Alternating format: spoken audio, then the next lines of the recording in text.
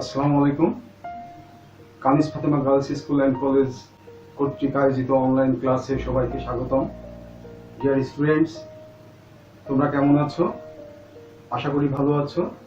আমিও ভালো আছি আল্লাহ পাকের অশেষ রহমতে। আজকে পূর্বের ক্লাসের ধারাবাহিকতায় চ্যাপ্টার 3 নিয়ে আলোচনা করব। আমরা ইংলিশ গ্রামারকে কয়েকটি ইউনিটে বিভক্ত করেছিলাম। তার মধ্যে অলরেডি আমি চ্যাপ্টার 1, চ্যাপ্টার 2 সম্পর্কে আলোচনা করেছি। আজকে আলোচনা করতে যাচ্ছি চ্যাপ্টার 3 সম্পর্কে। চ্যাপ্টার 3 তে আছে word. Word is the third grammatical unit. আজকে আমরা ওয়ার্ড নিয়ে আলোচনা করব।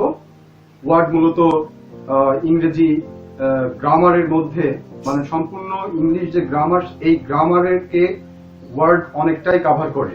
প্রায় 80% ওয়ার্ড কভার করে, আর বাকি 20% অন্যান্য অংশ কভার করে গ্রামারের।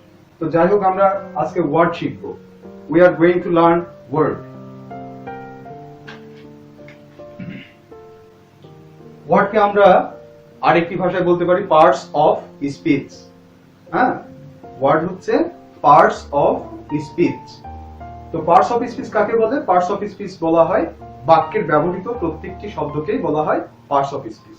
অর্থাৎ every word used in a sentence is called parts of speech. For example,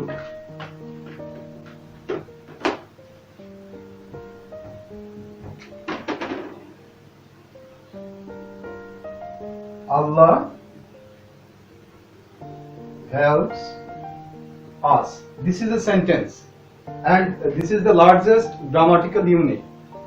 আমরা এই সেন্টেন্সকে ভাঙলে কয়েকটি শব্দ পাবো। আল্লাহ helps us। এখানে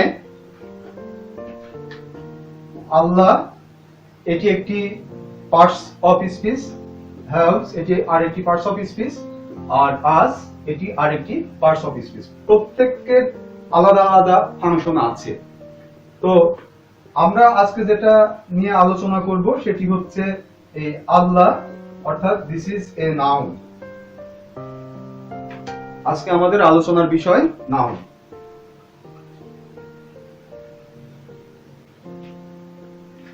চলো আমরা নাউনের সংজ্ঞাটি জেনে নিই। নাউন কি?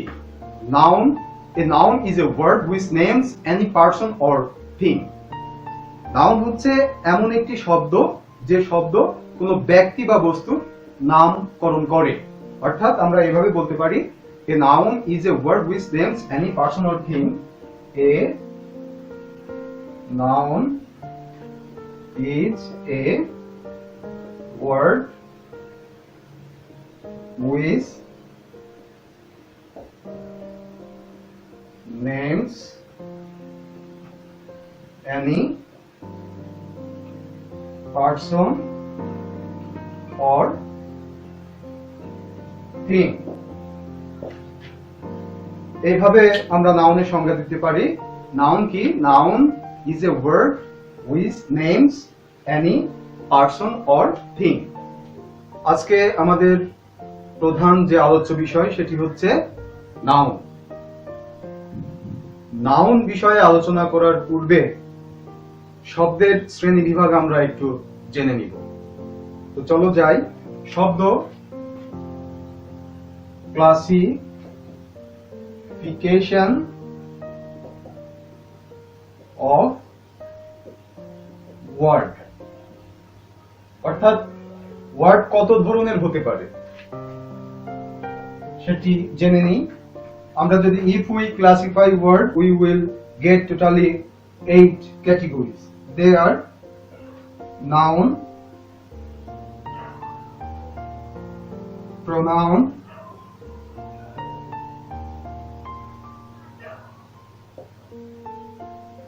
adjective,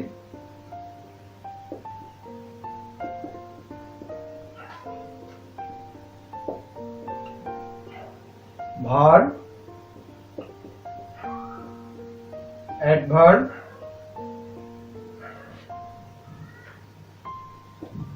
preposition,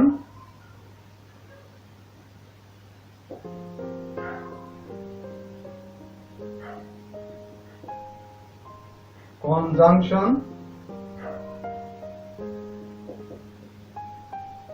Number 8, interjection.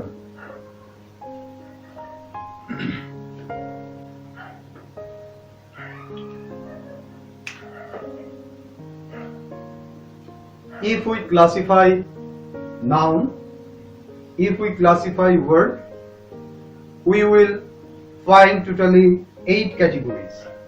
They are noun, pronoun, adjective, verb, adverb, preposition, conjunction and interjection.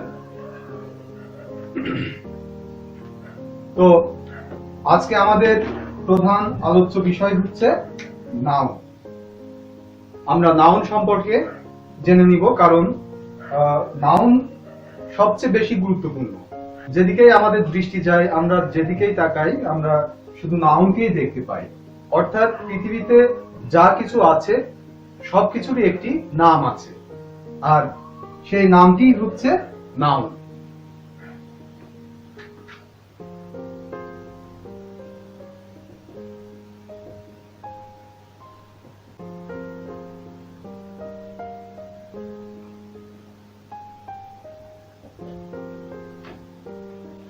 Classification of noun. আমরা নাউনকে দুই ভাগে ক্লাসিফাই করতে পারি। একটি হচ্ছে কাউন্টিং এর দিক থেকে, আর একটি ডিমেনশনের দিক থেকে। অর্থাৎ গণনার দিক থেকে একভাবে ক্লাসিফিকেশন করা যায় এবং আয়তনের দিক থেকে আরেকভাবে ক্লাসিফিকেশন করা যায়। তো আমরা যদি গণনার দিক থেকে নাউনকে ক্লাসিফাই করি, তাহলে we will get 2 categories. They are countable noun and uncountable noun. Dear students, তোমরা লক্ষ্য করো, এখানে দুটি ক্যাটাগরি আছে। অর্থাৎ যে নাউনকে আমরা কাউন্ট করতে পারি তাকে বলা হয় কাউন্টেবল নাউন, আর যে নাউনকে আমরা কাউন্ট করতে পারি না তাকে বলা হয় আনকাউন্টেবল নাউন। আমরা কি কি কাউন্ট করতে পারি? বিশ্বে যা কিছু আছে অধিকাংশই গণনার যোগ্য, অল্প কিছু যেগুলো আমরা গণনা করতে পারি না। এবং সেটা হচ্ছে বিশেষ করে ম্যাটেরিয়াল, এটি কিন্তু গণনা করা সম্ভব হয় না আমাদের। তো যাই হোক, যে এই কাউন্টেবল নাউন,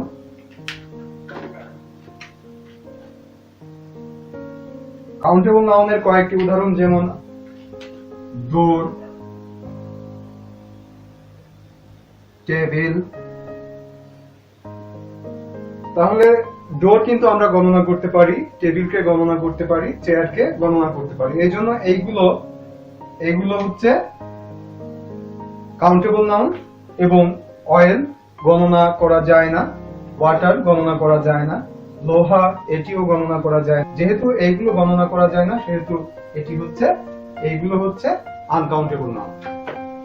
চলো আমরা এবার জেনে নিই ডিমেনশনের দিক থেকে নাউনকে কিভাবে এবং কয়টি শ্রেণীতে ক্লাসিফাই করা যায়।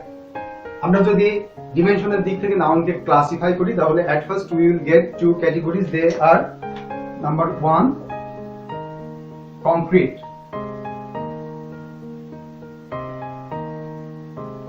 noun. Number 2, abstract noun.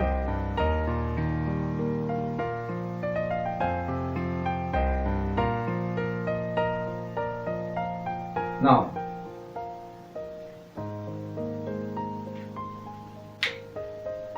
তাহলে আমরা কি পাচ্ছি? কংক্রিট নাউন এবং অ্যাবস্ট্রাক্ট নাউন। অর্থাৎ যার ডিমেনশন আছে, যার আয়তন আছে, আমরা তাকে বলবো কংক্রিট নাউন, এবং যার কোনো আয়তন নেই, ডিমেনশন নেই, সেগুলো হচ্ছে অ্যাবস্ট্রাক্ট নাউন। অর্থাৎ যে নাউনগুলো জায়গা দখল করতে পারে সেই নাউনকে আমরা বলবো কংক্রিট নাউন, আর যে নাউন জায়গা দখল করতে পারে না সেই নাউনকে বলবো অ্যাবস্ট্রাক্ট নাউন। তো জায়গা দখল করতে পারে কি কি? আমরা যা কিছু চোখে দেখতে পাই সবই কিন্তু জায়গা দখল করে। আবার কিছু কিছু বিষয় আছে যেগুলো আমরা দেখতে পাই না, তবুও তারা জায়গা দখল করে। For example, wood. উদাহরণস্বরূপ হচ্ছে আমরা বলতে পারি যেমন ওয়াটার, ট্রি, উড।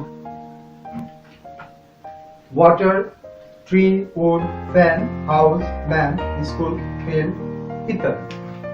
তো আমরা অ্যাবস্ট্রাক্ট নাউনের কয়েকটি উদাহরণ দিব, অর্থাৎ যে নাউন কোনো জায়গা দখল করে না, যে নাউনের কোনো ডিমেনশন নেই, সেই নাউনটি হচ্ছে অ্যাবস্ট্রাক্ট নাউন। উদাহরণস্বরূপ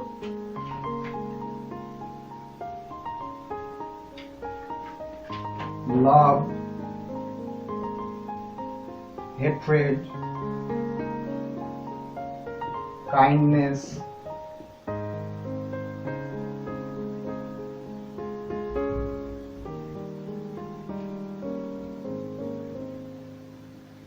highness, grace,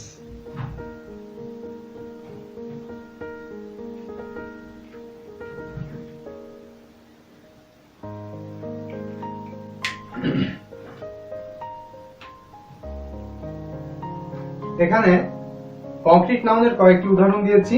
লক্ষ্য করো, ওয়াটার যা আমরা চোখে দেখতে পাই, ওয়াটার জায়গা দখল করে। ট্রি এটি আমরা চোখে দেখতে পাই এবং এটি জায়গা দখল করে। উড কাঠ চোখে দেখা যায় এবং জায়গা দখল করে, এর আয়তন আছে। Hand, house, man, school, field ইত্যাদি, এই সবগুলোই কিন্তু এদের আয়তন আছে, যার কারণে আমরা এগুলোকে বলে থাকি কংক্রিট নাউন। অর্থাৎ যে নাউনের আয়তন আছে, একটি জায়গা দখল করে, সেই নাউনকে আমরা কংক্রিট নাউন বলে থাকি। এরপরে অ্যাবস্ট্রাক্ট নাউনের কয়েকটি উদাহরণ এখানে লিখেছি, তোমরা লক্ষ্য করো। লাভ, হেট্রেড, কাইন্ডনেস, হাইনেস, গ্রেস ইত্যাদি। এইগুলো কিন্তু এদের কোনো আয়তনও নেই, এরা কোনো জায়গা দখল করে না, জাস্ট এটা হচ্ছে একটা আইডিয়া, আমাদের একটা আইডিয়া। লাভ এটা একটা আইডিয়া, হেট্রেড আইডিয়া, কাইন্ডনেস এবং হাইনেস, গ্রেস এগুলো সবই আইডিয়া এন্ড ফিলিংস, অনুভূতি। আমরা বলেছি কংক্রিট নাউন জায়গা দখল করে, অ্যাবস্ট্রাক্ট নাউন জায়গা দখল করে না। তো আমরা দুটির মধ্যে পার্থক্য লক্ষ্য করব এখন। যেমন এয়ার, এয়ার এটি বাতাস, এই বাতাস আমরা কিন্তু দেখতে পাই না। এই বাতাস কি কংক্রিট নাউন না অ্যাবস্ট্রাক্ট নাউন? তোমরা নিশ্চয়ই বলবে বাতাস অ্যাবস্ট্রাক্ট নাউন, কারণ বাতাস যেহেতু দেখা যায় না, বাতাস দেখা না যাওয়ার জন্য চোখে আমরা দেখতে পাই না, সেহেতু তোমরা মনে করবে এয়ার হচ্ছে কংক্রিট নাউন। তোমরা লক্ষ্য করো, এটি কি? এটি হচ্ছে একটা পলিব্যাগ। এই পলিব্যাগ লক্ষ্য করো, পলিব্যাগে আমি যখন বাতাস দিব, লক্ষ্য করছো এখানে আমি এয়ার দিয়ে এই পলিব্যাগ ফিল করেছি। ফিল করার পরে এয়ার পলিব্যাগের ভিতরে যে বাতাস একটি জায়গা নিয়েছে, অর্থাৎ তার আয়তন আছে, এবং এই যে এয়ার, এই এয়ারের ওজনও আছে। তোমরা যদি সায়েন্স পড়ে থাকো তাহলে সায়েন্টিফিক্যালি তোমরা বুঝতে পারবে। তাহলে আমরা বলতে পারি এয়ার যেহেতু জায়গা দখল করে এবং এর একটি আয়তন আছে, সেহেতু এয়ার হচ্ছে concrete noun, air abstract noun নয়।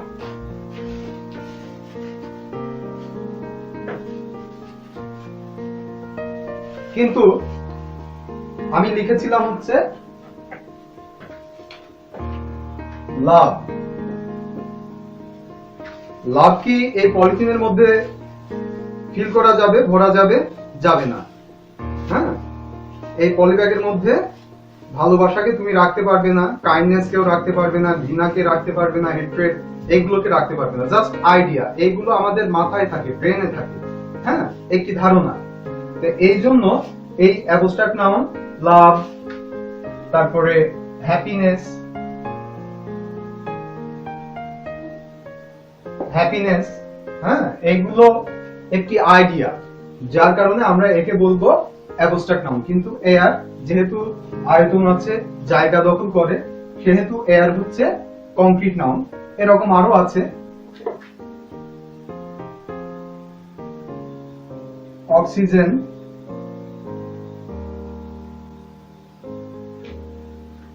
সয়েল,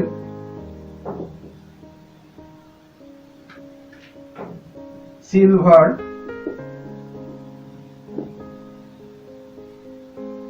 মিল,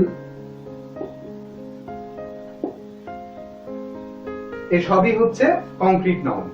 তো তোমরা কংক্রিট এবং অ্যাবস্ট্রাক্ট নাউনের ভিতরে যে পার্থক্য তোমরা অবশ্যই বুঝতে পেরেছো। Now you can differentiate concrete noun and abstract noun. Okay, আমরা এখন কংক্রিট নাউন নিয়ে আলোচনা করব।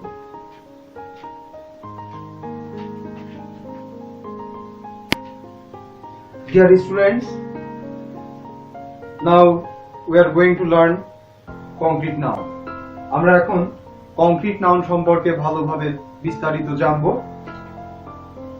কংক্রিট নাউনের সঙ্গে আমরা এভাবে দিতে পারি, যে নাউন স্থান দখল করে অথবা যার ওজন আছে বা যাকে পরিমাপ করা যায় তার নামকেই কংক্রিট নাউন বলে। হ্যাঁ, এইভাবে আমরা সংজ্ঞা দিতে পারি, যেমন কাউ, মেল, হেন, এয়ার, লায়ন, ম্যান, আয়রন ইত্যাদি। তো এখানে কাউ কিন্তু একটি জায়গা দখল করে, মিল জায়গা দখল করে, এর আয়তন আছে। এখানে যে শব্দগুলো আমরা ব্যবহার করেছি সবগুলোই জায়গা দখল করে এবং এদের আয়তন আছে, এদেরকে ওজন করা যায় বা এদেরকে পরিমাপ করা যায়। তো তোমরা বুঝেছো নিশ্চয়ই এখন কংক্রিট নাউনটা কি। নাও we are going to learn the classification of concrete noun. Dear students, classification of concrete noun. If we classify concrete noun, we shall get totally 4 classes, 4 categories. They are: number 1, proper noun.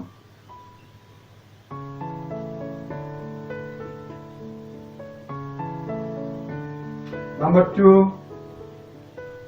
common noun.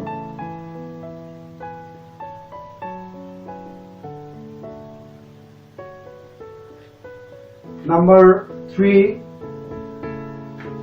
collective noun.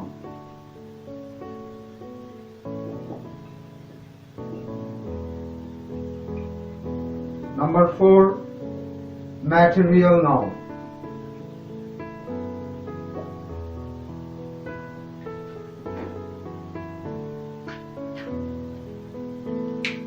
Dear students,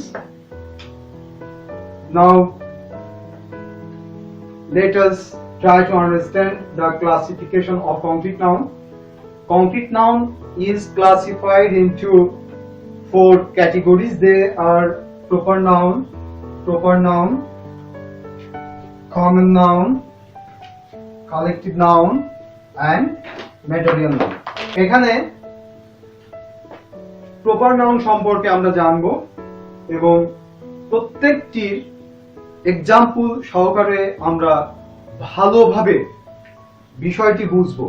কারণ noun না বুঝলে, noun না জানলে গ্রামারের অনেক বিষয় তোমরা বুঝতে পারবে না। যেমন আর্টিকেল করতে হলে নাউনের প্রয়োজন হয়, কমপ্লিটিং সেন্টেন্সের জন্য নাউনের প্রয়োজন হয়, ফ্রেজের জন্য নাউনের প্রয়োজন হয়, ক্লজের জন্য নাউনের প্রয়োজন হয়, মডিফায়ারের জন্য নাউনের প্রয়োজন হয়, প্রোনাউন রেফারেন্সের জন্য নাউনের প্রয়োজন হয়। অর্থাৎ whatever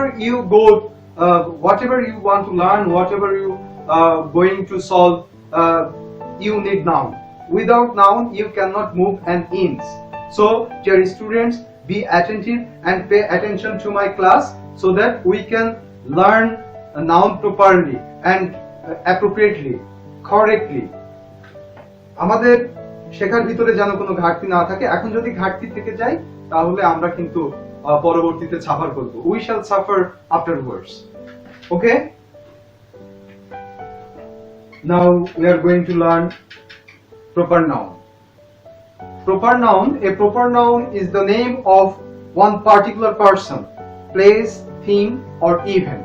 অর্থাৎ একটি বিশেষ কোনো ব্যক্তি, তারপর বিশেষ কোনো স্থান, বিশেষ কোনো বস্তু বা বিশেষ কোনো ঘটনা, এগুলোর নামই হচ্ছে proper noun. For example, Karim, তারপরে the Padma, Dhaka, the Himalayas, the French revolution, the Quran ইত্যাদি। তো আমরা লিখতে পারি proper noun is the name of one particular person. এখানে প্রপার নাউন হচ্ছে একটি নির্দিষ্ট কোনো নির্দিষ্ট ব্যক্তি, বস্তু বা স্থান বা ঘটনার নাম। উদাহরণস্বরূপ, for example,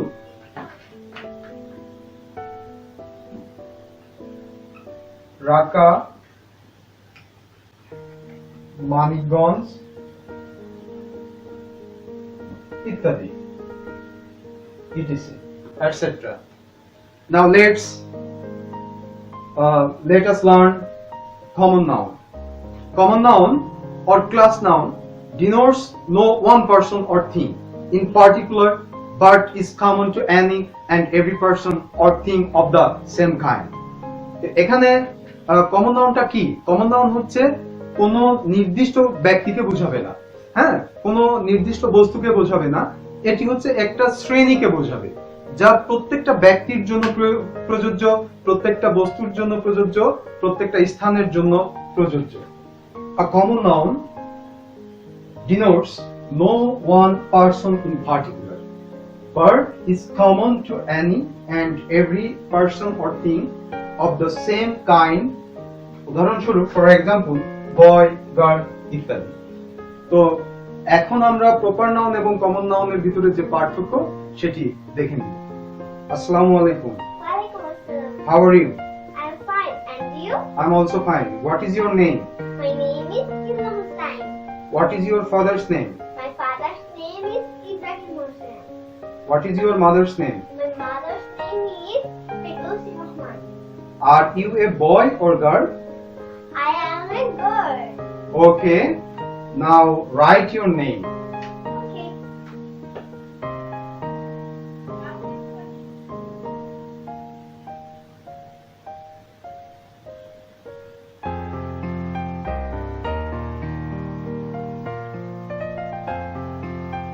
Okay. Thank you. Thank you for writing your name. তোমরা দেখে নাও। ইলমা, দাঁড়াও। হ্যাঁ, ইউ স্ট্যান্ড হিয়ার। তোমরা লক্ষ্য করো যে ইলমা হচ্ছে একজন মেয়ে, ঠিক আছে? ইলমা একজন মেয়ে, সে হচ্ছে একজন গার্ল, হ্যাঁ। আবার ওর মায়ের নাম ফেরদৌসী রহমান, ফেরদৌসী, তিনিও একজন মেয়ে, উইমেন, তিনিও একজন গার্ল। যা হোক, এখন ফেরদৌসী এবং ইলমা এই দুটোর ক্ষেত্রে, দুজনের ক্ষেত্রে প্রযোজ্য হচ্ছে গার্ল, অর্থাৎ দুজন। আমি এই গার্ল শব্দটি দুজনের ক্ষেত্রে প্রয়োগ করতে পারি। তাহলে গার্ল হচ্ছে দুজনের ভিতরে কমন, এটি হচ্ছে কমন নাউন। বুঝতে পারছো Ilma? Yes. Thank you. You can go now. Okay. এখানে গার্ল, এটি কি? এটি হচ্ছে কমন নাউন। কিন্তু এই গার্লের নাম যখন আসছে ইলমা, এটি হচ্ছে প্রপার নাউন। ফেরদৌসী, এটি হচ্ছে প্রপার নাউন। তাহলে তোমরা নিশ্চয়ই বুঝেছো প্রপার নাউন কি এবং কমন নাউন কি। কমন নাউন হচ্ছে যা একের বেশির ক্ষেত্রে প্রযোজ্য, আর প্রপার শুধুমাত্র একজনের ক্ষেত্রে প্রযোজ্য। তো ফেরদৌসী বলতে দুনিয়ায় বা পৃথিবীতে একজনকেই বোঝানো হচ্ছে, অর্থাৎ ওর মাকে, ইলমার মাকেই বোঝানো হচ্ছে, একজন। আবার ইলমা এই ব্যক্তি, ও নিজে একজন স্বতন্ত্র একজন ব্যক্তি। আমরা এভাবে বলতে পারি, পৃথিবীতে যার অস্তিত্ব মাত্র এক, সেই নাউনকেই বলা হয়, মানে তার নামকেই বলা হয় প্রপার নাউন। আর যার অস্তিত্ব একের বেশি, আর যে শব্দটি একের বেশি ক্ষেত্রে প্রয়োগ করা যায়, সেই শব্দকে আমরা বলতে পারি কমন নাউন। এখন আমরা কমন নাউন এবং প্রপার নাউনের মধ্যে যে পার্থক্য সেটি দেখব। এখানে আমি লিখেছি স্টুডেন্ট এবং এখানে লিখেছি সানজিদা। তো স্টুডেন্ট হচ্ছে একের অধিক ব্যক্তির ক্ষেত্রে প্রযোজ্য, কিন্তু সানজিদা শুধু একজনকেই বোঝাচ্ছে। সানজিদা একজন স্টুডেন্ট। তাহলে student common to all other person, কিন্তু সানজিদা শুধুমাত্র একজন ব্যক্তির ক্ষেত্রে প্রযোজ্য। তাহলে সানজিদা হচ্ছে প্রপার নাউন। আবার কলেজ, পৃথিবীতে অনেকগুলো কলেজ আছে, কিন্তু এখানে Kaniz Fatema girls school and college এটি কিন্তু একটি মাত্র প্রতিষ্ঠানকে বোঝাচ্ছে। তাহলে কলেজ যদি কমন হয়, আবার এই যে এখানে Kaniz Fatema girls school and college এটি কিন্তু কমন নাউন নয়, এটি হচ্ছে প্রপার নাউন। কান্ট্রি, কান্ট্রি পৃথিবীতে অনেকগুলো দেশ আছে, যেমন India, Pakistan, Myanmar, Bangladesh, Canada ইত্যাদি। তো এখানে আমি লিখেছি বাংলাদেশ। তো ইন্ডিয়ার সাথে ইন্ডিয়াকে আমরা একটি কান্ট্রি বলতে পারি, কানাডাকে কান্ট্রি বলতে পারি, ইংল্যান্ডকে কান্ট্রি বলতে পারি, বাংলাদেশকেও কান্ট্রি বলতে পারি, কিন্তু বাংলাদেশ দ্বারা একটি নির্দিষ্ট ভূখণ্ডকে বোঝানো হচ্ছে। তাহলে বাংলাদেশ এটি প্রপার নাউন, কিন্তু কান্ট্রি প্রপার নাউন নয়, কান্ট্রি হচ্ছে কমন নাউন। এখন আমরা কালেকটিভ নাউন সম্পর্কে জানবো। এই collective noun is the name of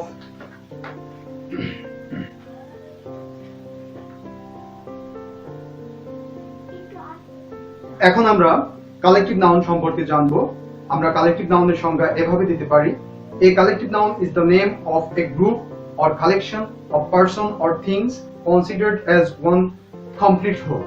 এখানে একের অধিক ব্যক্তি, বস্তু, স্থান প্রভৃতি তাদের যে একটা কালেকশন, তাদের যে একটি গ্রুপ, সেই গ্রুপকে একটি একক হিসাবে ধরা হয়, বিবেচনা করা হয়। আমরা উদাহরণস্বরূপ লিখতে পারি, যেমন a flock of sheep। তোমরা যে শব্দটি দেখতে পাচ্ছ ফ্লোক, এই ফ্লোক শব্দটি হচ্ছে কালেকটিভ নাউন, কিন্তু শিপ এটি কমন নাউন। অর্থাৎ কমন নাউন অনেকগুলো একের অধিক কমন নাউনকে যোগ করার পরে যখন আমরা একটি গ্রুপ পাবো, ওই যোগফলের নামটি পাবো, ওই যোগফলের নামটি হবে কালেকটিভ নাউন। একটি ভেড়া, দুটি ভেড়া, তিনটি ভেড়া, চারটি ভেড়া, এরকম অনেকগুলো ভেড়াকে আমি যোগ করেছি, যোগ করে যে ফলটি আমি পেয়েছি সেই ফলের নাম হচ্ছে ফ্লক। আর এই ফলের নামকেই বলা হয় কালেকটিভ নাউন। অর্থাৎ কালেকটিভ নাউন হচ্ছে একটি যোগফলের নাম। হ্যাঁ, অনেকগুলো ব্যক্তিকে যোগ করলে যেমন আমরা ক্লাস পাই, অনেকগুলো স্টুডেন্ট যখন একত্রিত হয় তখন আমরা তাকে বলি ক্লাস। ক্লাস কি? ক্লাস এই শব্দটি কিন্তু কালেকটিভ নাউন। এরপরে আরো অনেকগুলো কালেকটিভ নাউন আমাদের সামনে আসবে, যেমন গ্রুপ। গ্রুপ গ্রুপ এটি হচ্ছে কালেকটিভ নাউন। অর্থাৎ একজন, দুজন, তিনজন, চারজন অথবা পাঁচজন। যেমন টিম, আমরা ক্রিকেট খেলি, ক্রিকেট খেলাতে টিম, ক্রিকেট খেলার একটি দলের নাম হচ্ছে, যে 11 জন প্লেয়ার থাকে, বা ফুটবল খেলাতে যে 11 জন প্লেয়ার থাকে, সেই 11 জন প্লেয়ারকে আমরা একসাথে বলি টিম। তো টিম হচ্ছে কালেকটিভ নাউন। অর্থাৎ একই জাতীয় একের অধিক ব্যক্তি, বস্তু অথবা স্থান অথবা প্রাণী প্রভৃতির যে যোগফলের নামকেই বলা হয় কালেকটিভ নাউন। এখন আমি যাকে যোগ করব, অর্থাৎ এই ভেড়ার ভিতরে কিন্তু বাঘ আসতে পারবে না, আবার ছাত্রর ভিতরে কিন্তু কোনো আয়া বুয়া আসতে পারবে না। অর্থাৎ ক্লাস হতে হলে সেখানে শুধু স্টুডেন্টই প্রয়োজন, স্টুডেন্টের ভিতরে কোনো আয়া অথবা বুয়া আসবে না। ঠিক আছে? তাহলে এই গ্রুপ হচ্ছে একই জাতীয় একাধিক ব্যক্তি হতে পারে, একাধিক সংখ্যা হতে পারে, অর্থাৎ একই জাতীয় হতে হবে, তাদের যোগফলের নামই হচ্ছে কালেকটিভ নাউন। এখন আমরা শিখব ম্যাটেরিয়াল নাউন। ম্যাটেরিয়াল নাউনটা কি? ম্যাটেরিয়াল নাউন হচ্ছে কোনো পদার্থের নাম। হ্যাঁ, কোনো পদার্থের নামকেই বলা হয় ম্যাটেরিয়াল। যেমন ওয়াটার, গোল্ড, তারপর অয়েল, মিল, এরকম যতগুলো ম্যাটেরিয়াল আছে সেই ম্যাটেরিয়ালের নামই হচ্ছে material noun.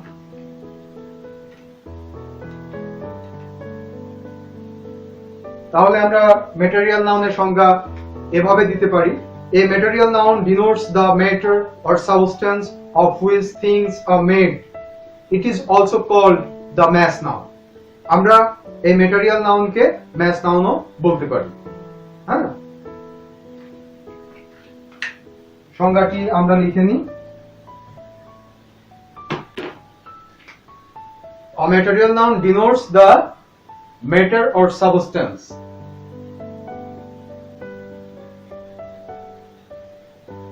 a material noun denotes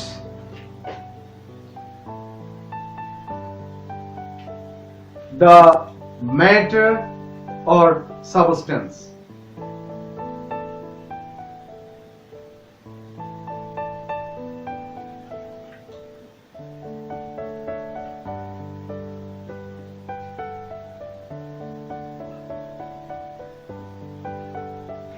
The matter or substance of which things are made. Of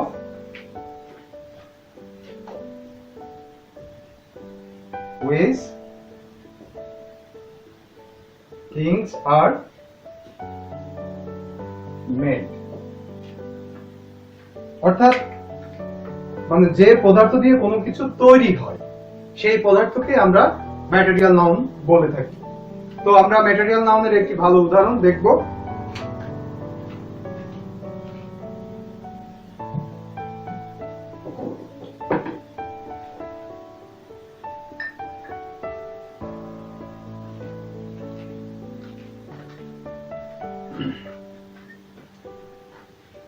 এখানে যে জাগ তোমরা দেখতে পাচ্ছ, জাগের ভিতরে আছে পানি, পানি কিন্তু ম্যাটেরিয়াল নাউন। এবং এর মধ্যে যেটা দেখতে পাচ্ছ এটা হচ্ছে কফি, নেসক্যাফ, এটি ম্যাটেরিয়াল নাউন।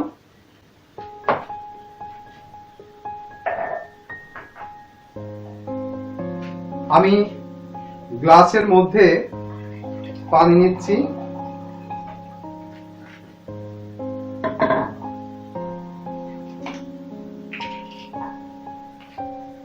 আমি এবার গ্লাসের ভিতরে কিছুটা কফি পাউডার ঢেলে দিচ্ছি।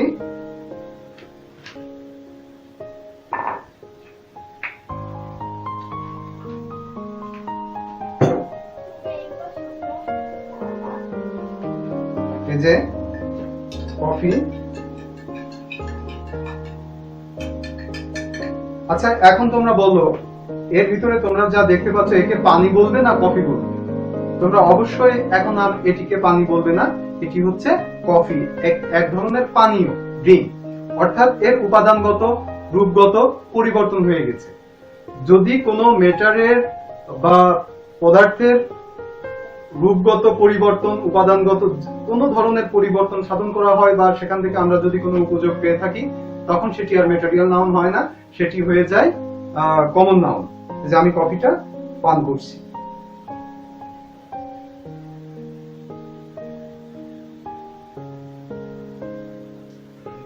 This is a kind of drinks.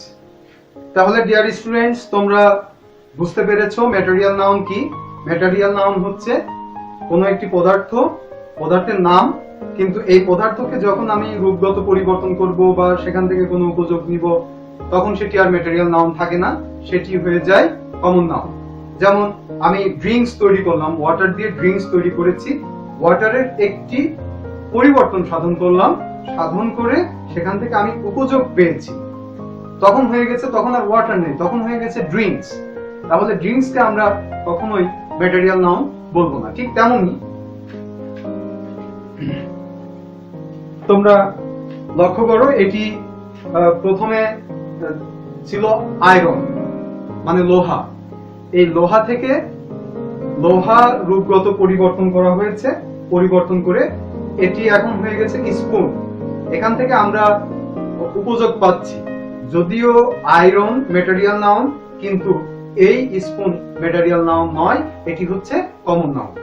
অর্থাৎ যেখান থেকে কোনো রূপগত পরিবর্তন বা উপযোগ পাবে, তোমরা মনে রাখবে সেটি হচ্ছে কমন নাউন। কিন্তু মেটেরিয়াল থেকে আমরা কখনোই কোনো উপযোগ পাবো না। হ্যাঁ, তখন সেটি হবে মেটেরিয়াল নাউন, মানে একেবারে র অবস্থায় থাকবে। মাই ডিয়ার স্টুডেন্টস, আজকে আমি ওয়ার্ডের প্রথম যে পার্ট 1 সেই পার্ট 1 সম্পর্কে আলোচনা করেছি, নাউন সম্পর্কে। আর নাউনের প্রথম অংশ এপিসোড 1, এরপরে এপিসোড 2 আসবে, কিভাবে একটি নাউন থেকে আরেকটি নাউনে রূপান্তরিত করা যায় আমরা পরের ক্লাসগুলোতে আলোচনা করব। আর নাউন সম্পূর্ণ গ্রামার, তুমি যেখানে যাবে, যেদিকে যাবে, নাউনের গুরুত্ব অপরিসীম। নাউন ছাড়া তুমি কিচ্ছু দেখতে পাবে না। নাউন প্রত্যেকটা ক্ষেত্রে অবস্থিত। তুমি তোমার সামনে দেখো, পিছনে দেখো, ডানে দেখো, বামে দেখো, যেখানে দেখছো সেখানেই কিন্তু নাউন আছে। নাউন না জানলে গ্রামারের কোনো কিছুই জানা সম্ভব নয়। তাই এই নাউনকে খুব গভীরভাবে, ক্লিয়ার ভাবে জানতে হবে। সবাইকে ধন্যবাদ। আসসালামু আলাইকুম।